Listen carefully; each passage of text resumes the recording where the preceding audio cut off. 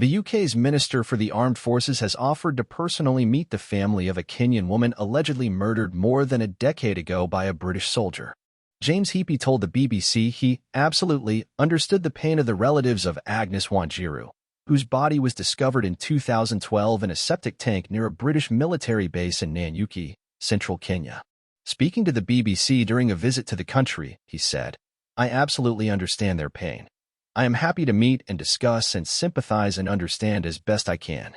During an earlier visit to Kenya, Mr. Heapy had suggested a meeting between British officials and Ms. Wanjiru's family, but none has since taken place. In October last year, the family wrote an open letter to King Charles saying British officials don't seem to care about the case, and asked the monarch for a visit during his trip to the country. The author of the letter, Ms. Wanjiru's niece Esther Njoki, welcomed Mr. Heapy's offer with a warm heart and said she hoped that justice would be served and prevail this year. "It's been 12 years of pain and frustration," she told the BBC. "Every time they come, they promise, but their promises, they are unkept. And we are worried that time is really moving and nothing has been done."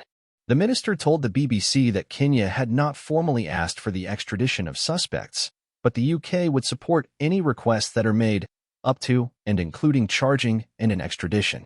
7 years after Ms. Wanjiru's death, a Kenyan inquest concluded that she had been murdered by 1 or 2 British soldiers. Following reports of an alleged cover-up, Kenya's Department of Criminal Investigations opened an inquiry, but has yet to charge anyone. Mr. Heapy said he sympathized with the family's anger at how long the process is taking, but he clarified that any meeting would not be about accepting culpability on behalf of the UK while the legal investigation continued.